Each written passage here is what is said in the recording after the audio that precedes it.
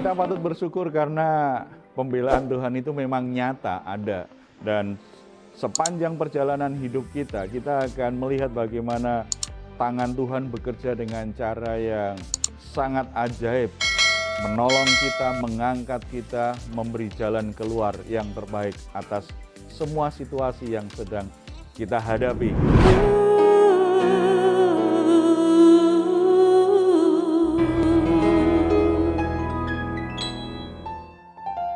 Malam hari ini kami kembali datang menyembah Tuhan, meninggikan Tuhan. Sebab nama-Mu saja yang layak ditinggikan. Haleluya.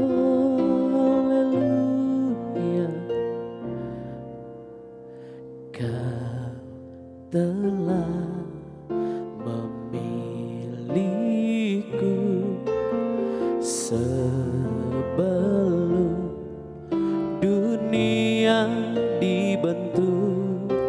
Betapa aku bersyukur padamu ya Tuhan Allahku. Kau telah memanggilku sebagai alat kerajaan-Mu. Betapa aku bersyukur padamu atas perbuatanmu. Jadikan aku bait suci-Mu yang kudus dan yang tiada bercela. Jadikan aku mezbah doa-Mu bagi keselamatan bangsaku. Jadikan aku bait suci-Mu yang kudus dan yang tiada bercela. Jadikan aku mezbah doa-Mu bagi keselamatan bangsaku. Salam, God lover yang dikasihi oleh Tuhan Yesus Kristus. Apa kabarnya? Kiranya semua dalam keadaan sehat, diberkati Tuhan, bersuka cita bersama-sama dengan keluarga. Itu yang selalu kita rindukan, karena Tuhan sangat mengasihi kita. Kalaupun hari ini saudara sedang mengalami pergumulan, ada beban berat, ada situasi sulit yang sangat menekan jiwamu, mari kita datang kepada Tuhan. Karena selalu ada harapan, selalu ada jalan keluar yang dari Tuhan. Bukankah Tuhan Yesus telah berkata kepada kita, marilah kepadaku semua yang letih lesu dan berbeban berat, aku akan memberi kelegaan kepadamu. Puji Tuhan, sebuah undangan, sebuah janji, sebuah keindahan dari perkataan Tuhan yang bisa menguatkan iman dan menghibur kita semua. Mari kita bersatu dalam doa. Bapa di surga, kami ucap syukur karena kami menjadi orang-orang yang begitu mendapatkan perhatian Tuhan, diperdulikan Tuhan. Tuhan ingin kami terus melangkah, terus maju, terus bertumbuh di dalam anugerah-Mu. Kami saat ini menghampiri Engkau Bapa, membawa setiap permasalahan yang sedang menekan jiwa kami, setiap masalah yang sedang kami alami. Kami membutuhkan pertolongan dari-Mu.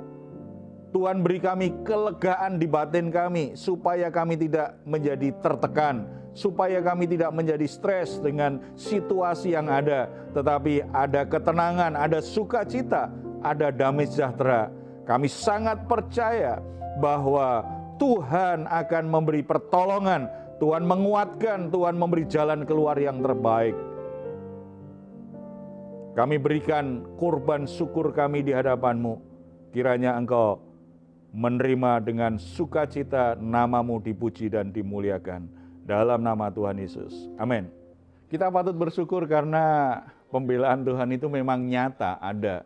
Dan sepanjang perjalanan hidup kita, kita akan melihat bagaimana tangan Tuhan bekerja dengan cara yang sangat ajaib, menolong kita, mengangkat kita, memberi jalan keluar yang terbaik atas semua situasi yang sedang kita hadapi. Oleh sebab itu, seharusnya ini menumbuhkan hati yang bersyukur di hati kita. Tetapi ada banyak situasi kadang-kadang membuat banyak orang Kristen tidak bisa bersyukur. Dia masih berdoa, dia masih beribadah, dia masih aktif di berbagai kegiatan rohani, bahkan melayani dengan setia, tetapi ada juga yang ternyata tidak bisa bersyukur. Bawaannya berkeluh kesah saja, bersungut-sungut saja, memimpin pujian, banyak keluh kesahnya, berkhotbah banyak keluh kesahnya, mendoakan orang banyak keluh kesahnya, mau makan banyak keluh kesahnya, itu hati-hati bisa tersedak nanti. Jadi ada berkeluh kesah dalam segala sesuatu. Padahal ada banyak berkat yang Tuhan berikan. Ketemu dengan orang seperti ini enggak? Pernah ketemu enggak? Saya Pak, saya punya pengalaman waktu di kantor lama tuh, saya punya teman ya begitu antusiasnya ya, cari cuan gitu. Jadi sementara di posisinya itu sudah posisi yang teratas gitu. Tapi dia masih merasa kurang dan dia sampai dia ya melakukan banyak hal lah di luar koridornya perkantoran gitu. Nah, terus saya tanya, kenapa sih emang masih kurang gitu? Kan masih lajang, masih sendiri gitu. Emang masih kurang dengan nominal yang sekian gitu. Oh iya, ini apa segala macam membantu orang tua, membantu keluarga gitu. Tapi yang saya tahu dia nggak pernah membantu keluarganya gitu. Malah dia yang saya tahu dia yang merantau, tapi orang tuanya yang ngirim duit gitu loh. Terus saya letaknya di mana kamu membantu orang tua dalam hati saya. Tapi lambat laun ya namanya sepandai tupai melompat kan akhirnya jatuh juga gitu. Ketahuan juga sama tim kantor dan akhirnya dia dikeluarkan kan. Nah maksud saya tuh kenapa ya masih banyak orang yang sudah menurut saya, menurut kacamata saya dia tuh sudah berkecukupan. Tapi masih merasa tidak puas baik itu dari materi dan jabatannya. Gimana tuh Pak? Itu bicara tentang keserakahan. Keserakahan salah satu alasan kenapa orang sulit untuk bersyukur. Karena serakah. Akhirnya apapun yang diterima, apapun yang didapat, bagaimanapun orang sudah melayani dia, sudah melakukan sesuatu yang baik, tetap aja ada yang kurang, tetap aja ada yang kurang. Dan ini ternyata menjangkiti juga banyak kehidupan orang Kristen. Sehingga Tuhan sudah beri kesempatan begitu banyak, termasuk dikelilingi orang yang begitu baik untuk menolong. Ternyata dia tetap aja merasa kurang.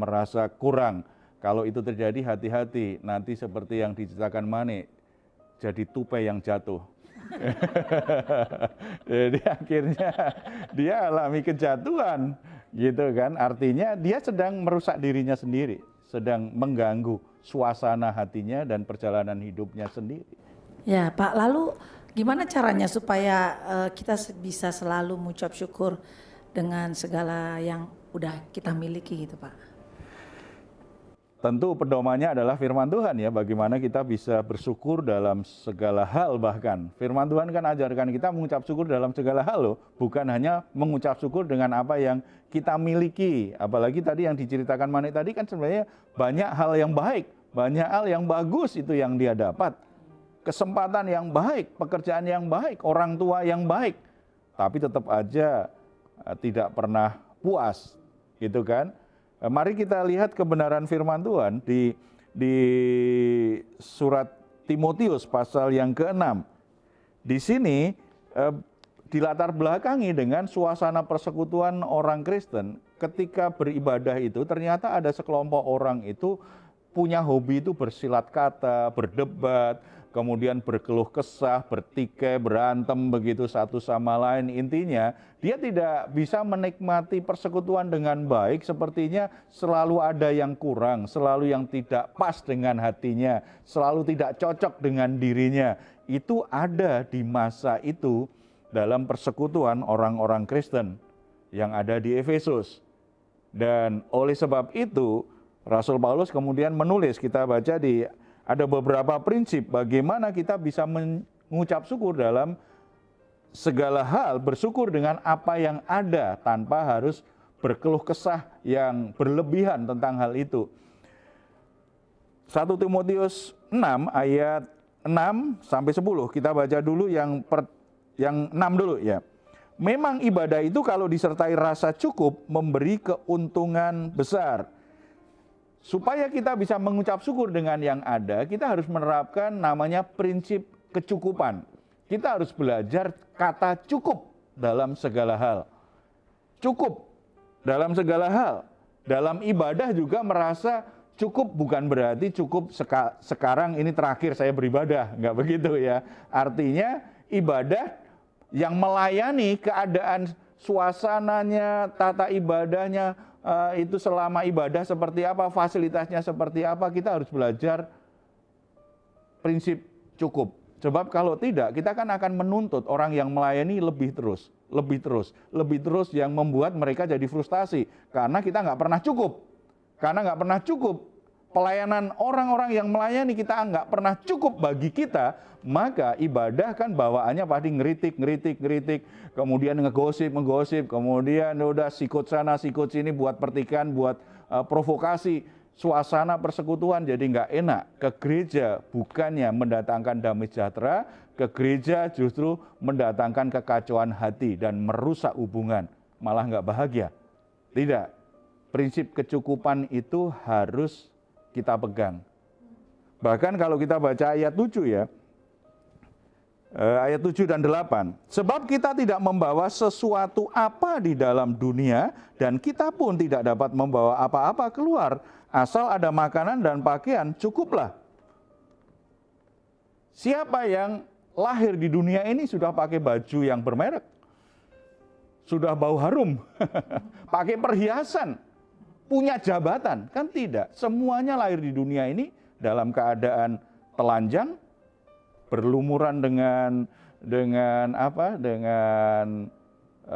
yang buat tubuhnya kotor kan, dari rahim ibunya ketika dia lahir pasti makanya dicuci dulu, pasti dibersihkan dulu. Kemudian dalam keadaan lemah, tidak punya apa-apa, tidak bisa buat apa-apa kecuali nangis. Ketika mati, siapa yang membawa semua hal yang dia sukai? Walaupun orang tuanya kadang-kadang kasihan ya, orang meninggal dibawakan handphone yang dia sukai. Tetapi siapa sebenarnya, untuk siapa handphonenya? Ya kan, dibawain bajunya. Memangnya dia mau ganti baju, gitu kan? Tetapi sebenarnya tetap aja manusia walaupun dibawain apa-apa dalam petinya, dia tidak bisa bawa apa-apa. Karena nanti tinggal proses waktu saja, semuanya membusuk, semuanya hancur. Dia tidak bawa apa-apa dalam kematiannya. Lahir tidak bawa apa-apa, mati tidak bawa apa-apa. Kenapa? Dalam proses sejak lahir sampai mati, kita merasa apa-apa yang kita miliki itu bagian terpenting dalam hidup kita. Itu yang membuat kita merasa selalu tidak cukup dalam hidup ini. Nggak dibawa kok. Kenapa kita selalu merasa kurang terus, itu namanya keserakahan. Karena merasa tidak cukup, makanya bersungut-sungut, sulit untuk bersyukur. Bahkan ayat yang ke-8 kan, asal ada makanan dan pakaian cukup. Masih bisa makan kok, masih punya baju, bajunya aja satu lemari, masih bersungut-sungut saja. Masih bisa beli makanan untuk seminggu, bahkan sebulan, bahkan beberapa bulan. Tapi tetap merasa kurang. Problemnya di mana? Di hati. Hatinya tidak menerapkan namanya prinsip kecukupan. Ketika tidak dalam hidup kita tidak menerapkan prinsip cukup, maka kita sulit bersyukur dengan yang ada. Kita selalu merasa kurang, menuntut, dan akhirnya kita ngomel saja, walaupun sebenarnya sudah banyak yang kita miliki. Yang kedua, itu tentang prinsip kepemilikan, ayat 9. Tetapi mereka yang ingin kaya terjatuh ke dalam pencobaan, ke dalam jerat, dan ke dalam berbagai nafsu yang hampa, dan yang mencelakakan, yang menenggelamkan manusia ke dalam keruntuhan dan kebinasaan. Mereka yang ingin kaya. Pengertian di sini maksudnya bukan berarti kita nggak boleh ingin supaya kita lebih diberkati Tuhan. Tidak, ini bicara sisi kepemilikan. Ingin kaya itu nggak puas dengan kekayaan yang sudah Tuhan berikan. Selalu merasa kurang terus. Dan orang kalau merasa kurang dengan uang yang begitu banyak pun tetap merasa dia akan berjuang terus. Dan orang yang merasa selalu kurang dengan kekayaan yang Tuhan berikan, itu biasanya akan coba memegang erat kekayaannya sedemikian rupa. Kaya tapi pelit. Kaya tapi sulit sekali melepas apa yang ada di tangannya. Makanya kita harus menerapkan namanya prinsip kepemilikan dengan cara yang benar. Ingat, kita ini pengelola, bukan pemilik. Kita diberkati Tuhan dengan uang yang berlimpah, dengan kekayaan yang begitu banyak. Ingat, kita adalah pengelola. Kita dipercaya oleh Tuhan untuk mengelola. Nah, kalau kita menyadari kita ini pengelola, kita tidak akan bertindak dengan cara-cara yang jahat, cara-cara yang menyimpang Tuhan dan hanya ingin memegang erat semuanya. Semakin kita diberkati Tuhan dengan kekayaan, kita ini semakin murah hati. Semakin kita dilimpahi dengan harta oleh Tuhan, kita ini akan menjadi orang yang lebih peduli dengan sesama. Semakin murah hati kepada orang lain. Harusnya seperti itu. Kalau orang menerapkan prinsip kepemilikan dengan benar, maka dia bisa bersyukur. Karena mungkin gaji kita belum terlalu banyak. Kita tetap tuh bisa berbagi kepada sesama. Kita tetap tuh bisa peduli dengan orang lain. Kita tetap bisa tuh untuk memberi persembahan kepada Tuhan. Walaupun uang yang kita terima setiap bulan tidak terlalu besar. Tetapi begitu gaji naik, semakin hitung-hitungan. Apalagi kalau terkait dengan persembahan di gereja ya. Kalau gajinya baru 1 juta, kasih persepuluhan, wah mudah sekali. Coba kalau 1 juta berapa? 10%? 100.000. Kemudian dinaikkan sama bosnya, gajinya jadi 3 juta. Berarti 1 bulan berapa? 300. Dinaikkan lagi jadi 30 juta. Mulai berpikir, banyak juga ya. Prinsip kepemilikan penting. Kalau kita menyadari bahwa yang kita miliki itu adalah berkat Tuhan, anugerah Tuhan, semakin sukacita, puji Tuhan, aku sekarang bisa memberi persembahan lebih banyak. Harusnya kan begitu, bukan banyak sekali, enak kali ini, pendetanya ini. Berpikirnya hanya curiga dengan orang yang melayani. Tidak tahu bahwa sebenarnya persembahannya ada yang ngelola juga. Gitu kan. Mulai semakin melekat.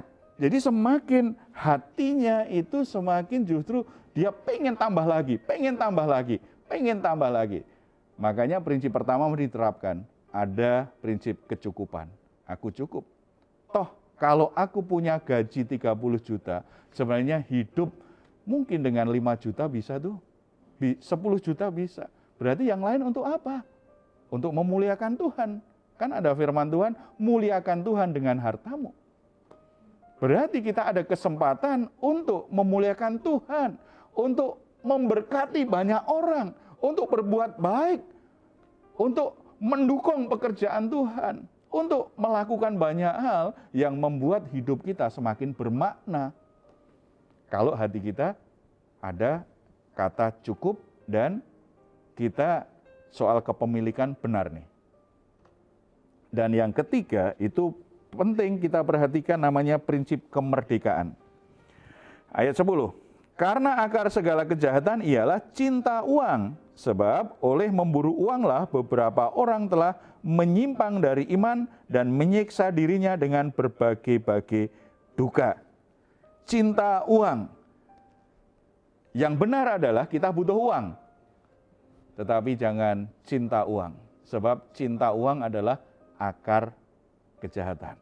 Kenapa banyak orang berbuat jahat? Karena cinta uang. Kalau orang kenal namanya kata cukup dan punya prinsip benar tentang kepemilikan tadi, maka dia akan menjadi orang yang merdeka. Hatinya tidak melekat dengan uang, tetapi dia menjadi orang yang lebih merdeka untuk menolong orang lain, untuk jadi berkat bagi orang lain. Kalau duit di dompet kita cuma ada 100.000, lalu ada orang yang membutuhkan bantuan kita 90.000.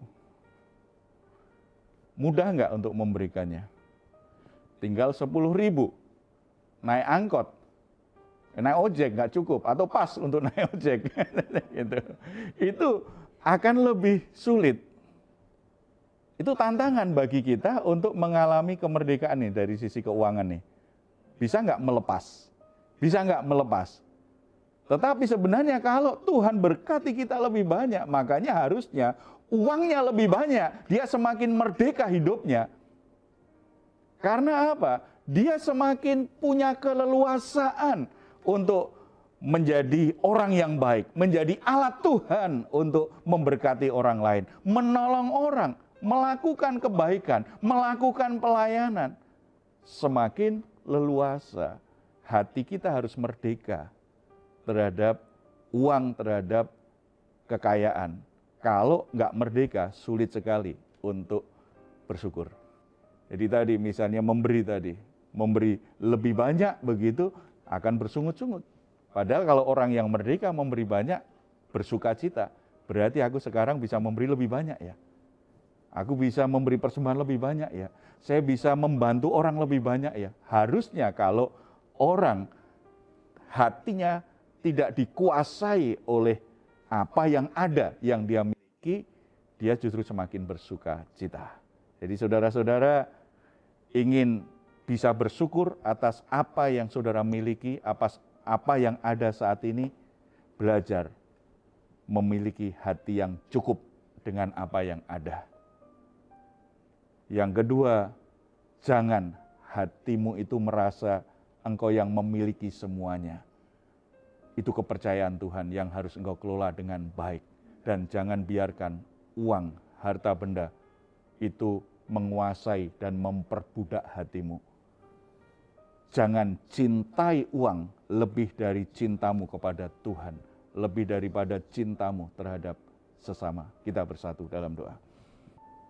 Bapa di surga, kami bersyukur karena Tuhan memelihara hidup kami dengan rezeki, dengan berkat-berkat, keuangan, harta benda, pekerjaan, keluarga, dan segala sesuatu yang ada yang kami miliki saat ini. Tuhan, ampuni kami kalau kami lebih banyak berkeluh kesah karena apa yang kami inginkan, apa yang kita harapkan itu tidak terpenuhi. Padahal Tuhan begitu baik, sudah memelihara hidup kami, selalu mencukupi apa yang jadi kebutuhan kami. Kami hanya mengeluh, kami hanya protes, kami tidak puas, kami tidak bisa bersyukur. Tuhan ampuni kami. Demikian juga ketika kami beribadah, seringkali kami terlalu sering berkeluh kesah, bersungut-sungut, tidak sungguh-sungguh bisa bersyukur karena kami bisa beribadah. Tidak sungguh-sungguh bisa bersyukur karena kami bisa dilayani oleh hamba-hambamu yang sudah memberi diri dipakai Tuhan melayani. Dengan tempat yang Tuhan sediakan bagi kami, kami hanya mengeluh sehingga kami tidak bisa menikmati sukacita dalam ibadah yang kami lakukan. Firman-Mu sudah mengingatkan kami, Biarlah mulai hari ini kami belajar menerapkan prinsip kecukupan dalam segala sesuatu. Kami bisa menerima apa yang ada, mensyukuri apa yang ada, memakai dan mengelolanya dengan baik, sesuai dengan kebutuhan kami. Bukan hanya menurut keinginan dan keserakahan hati kami. Biarlah kami juga selalu ingat bahwa semua yang kami miliki sebagai berkat Tuhan yang harus kami pertanggungjawabkan di hadapan Tuhan. Ajar kami dengan penuh ketekunan dan hikmat yang dari Tuhan untuk bisa merawat, untuk bisa mengelola dan mengembangkan dengan cara yang benar. Dan jamah hati kami supaya hati kami tidak melekat pada uang, pada harta.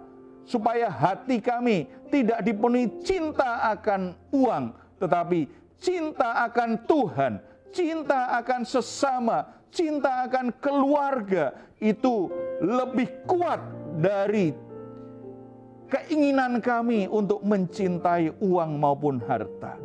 Bebaskan hati kami Tuhan, supaya kami semua mengalami kemerdekaan penuh untuk menjadi anak-anak Tuhan yang menjadi berkat bagi banyak orang. Bapa di surga juga memberkati untuk anak-anakmu yang saat ini sedang bergumul dengan keuangan, dengan kebutuhannya, yang sedang menderita sakit, sementara mereka tidak punya uang yang cukup untuk pembiayaannya. Tuhan beri jalan keluar yang terbaik, dan Tuhan menjamah sakit penyakitnya, sehingga boleh mengalami kesembuhan yang dari Tuhan Yesus. Demikian juga yang sedang bergumul dengan usahanya, dengan pekerjaannya, dengan rumah tangganya. Mereka sedang kesulitan secara keuangan. Biarlah mereka juga berharap kepada Tuhan. Hati mereka tetap menerapkan prinsip yang benar. Mereka tetap bisa menaikkan syukur di hadapan-Mu dengan yang ada, sambil berharap Tuhan membuka jalan keluar dan memberkati, mencukupi kebutuhan-kebutuhan mereka. Kami sangat percaya orang benar tidak pernah Tuhan biarkan kelaparan. Orang benar tidak pernah Tuhan biarkan anak cucunya meminta-minta. Tuhan akan berkati, Tuhan akan cukupi, bahkan Tuhan jadikan anak cucunya menjadi berkat bagi banyak orang. Tuhan berkati pekerjaan Tuhan di mana kami bergabung, di mana kami berjemaat. Tuhan berkati semua program-program gereja yang menyatakan kebenaran-Mu. Tuhan berkati semua pelayanan hamba-hamba-Mu yang memberitakan kabar baik dengan berbagai macam cara, termasuk yang ke pelosok-pelosok, ke desa-desa. Mereka membutuhkan pembiayaan yang banyak. Tuhan cukupi, Tuhan gerakkan hati orang-orang yang Tuhan sudah berkati agar mereka mendukung pekerjaan hamba-hamba-Mu ini. Tuhan juga berkati ekonomi bangsa dan negara kami, supaya ekonomi bangsa ini semakin hari semakin pulih. Walaupun ada banyak berita, ada banyak prediksi, ada resesi dunia yang begitu berat, tetapi kiranya oleh anugerah-Mu Bapa, kami mohon Tuhan memberkati bangsa ini. Secara ekonomi tetap bisa bertahan, bahkan naik. Tuhan berkati semua upaya pemerintah, Tuhan berkati anak-anak Tuhan yang duduk di pemerintahan. Semuanya dalam kelimpahan anugerah Tuhan. Bangsa ini diberkati Tuhan, nama Tuhan dipuji dan dimuliakan. Dalam nama Tuhan Yesus kami berdoa. Amin. Puji Tuhan saudara-saudara, karena Tuhan punya rencana yang sangat baik dalam hidup kita melalui setiap berkat yang Tuhan berikan kepada kita. Jadilah berkat, muliakan Tuhan dengan harta bendamu. Jadilah berkat bagi orang-orang yang membutuhkan. Kalau saudara membutuhkan dukungan doa karena saudara punya pergumulan-pergumulan yang berat, silahkan menuliskannya di nomor telepon yang tertera di layar saudara. Tim doa kami akan mendukung saudara dalam doa. Percayalah, doa orang benar besar kuasanya. Kalau saudara juga ingin memberikan komentar, silahkan menuliskannya di ruang komentar di channel Diaspora TV. Kami tunggu. Mazmur 4 ayat 8 sampai 9. Engkau telah memberikan sukacita kepadaku lebih banyak daripada mereka ketika mereka kelimpahan gandum dan anggur. Dengan tentram, aku mau membaringkan diri lalu segera tidur, sebab hanya Engkaulah ya Tuhan yang membiarkan aku diam dengan aman. Puji Tuhan, selamat malam, selamat beristirahat. Tuhan Yesus memberkati. Salam. Hatiku siap